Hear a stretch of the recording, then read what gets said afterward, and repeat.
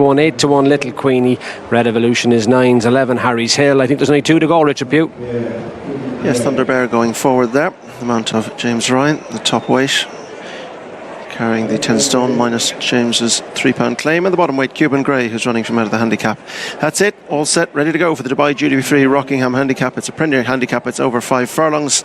Yellow flag is up at the back of the stalls, and they are racing, and pretty level break. The Highway Rat possibly surrendered a length, and over on the near side Red Evolution got away smartly.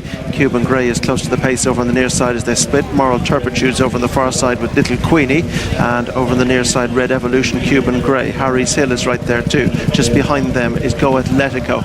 In the centre of the track in isolation is Fair Taxes with no cover. Far side Moral Turpitude, but the paces on the near side. Cuban Grey leads the Ferrari Mulligan, Red Evolution and Harry's Hill with Apache Outlaw and Go Atletico. Down the inside next is Sporting Hero. Fair Taxes is ridden. Over the far side Little Queenie and Moral Turpitude are tracked by Keke as they continue on the near side. Harry's Hill and Cuban Grey with Red Evolution. The Highway Rat breaks through, now trying to get through as well as Thunder Bear. Fair Taxes next. Over on the far side Keke's not out of it, and it's Harry's Hill on the near side with Red Evolution that's staying on. The Highway Rat on the far side is Keke, and Keke's got a big shout on the far side. Harry's Hill's on the near side. It's Keke and Harry's Hill. Oh, it's not Harry's Hill, it's Keke all the way. Keke's won this by a length from in second spot Red Evolution, the Highway Rat, Cuban Grey, and then Harry's Hill. They were chased in by Little Queenie. Apache Outlaw was next, further back to Thunder Bear and Fair Taxes and Moral Turpitude. It looked close, 150 yards down, but it can be deceiving. But Keke over on the far side possibly had that wrapped up from quite some way out. Keke, the mount of Billy Lee, trained by Eddie Lynam, owned and bred by Woodhall Stud,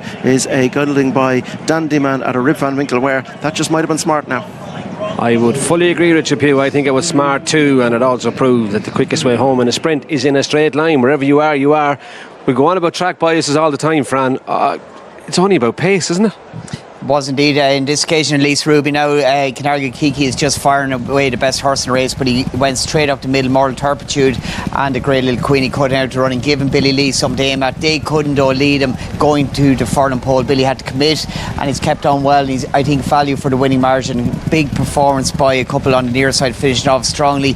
Red Evolution on the cracker and finished off well to the Highway Rat, running a much better race again, following his win in Navan. But in truth, this horse, he had the potential going here today to be better than a handicapper, and I think he's shown that here now.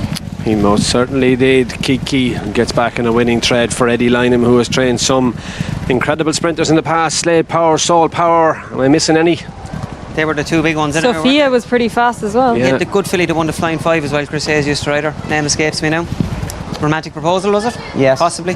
Yeah, he's a dab hand with them sprinters, Eddie, and you could even see the way this guy travelled through the race. Real powerful sprinter. He's really starting to get it together. Like we said earlier on, at the age of 5, these horses can really improve, and Billy may regret not staying over the far side on King Coon now earlier on, but it's proved a good path for him this time, and he's with Katie.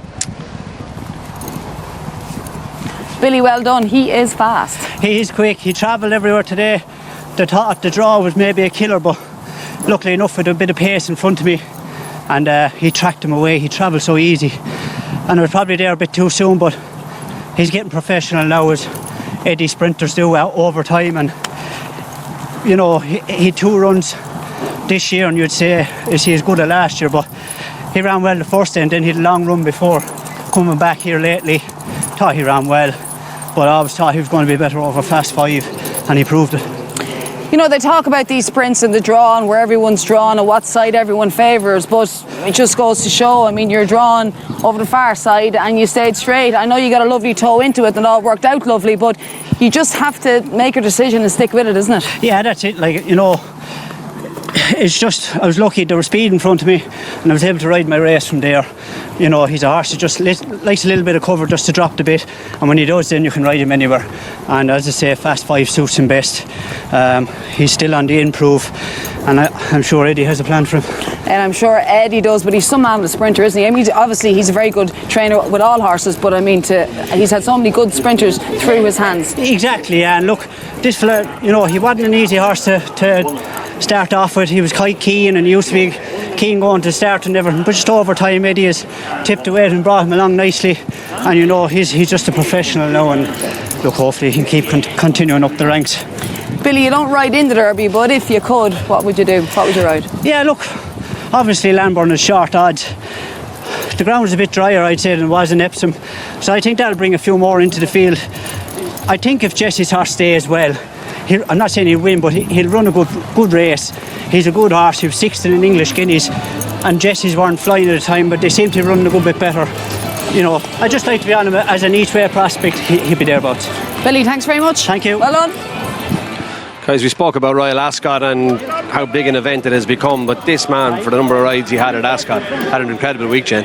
He did, and look, obviously he rode for good people, and Carmers was a great day for him, but he obviously had 2 winners there, and I think Billy's a world-class jockey. He's very unassuming, but he's such a quiet rider, great pair of hands, and Emmett, you could put him anywhere in the world and he won't be flustered. No, gassed it in the derbies. Well, Billy would like to ride the horses sneaking around trying to nick a few quid. That's the way he likes to ride. You know, he could easily ride Lambert, obviously, but he was asked and he'd like to ride the one that's sneaking around. That's the way Billy rides. I think Eddie Lynam, actually, who he rides for obviously here, said about him in the past, he'd put years on you watching him ride.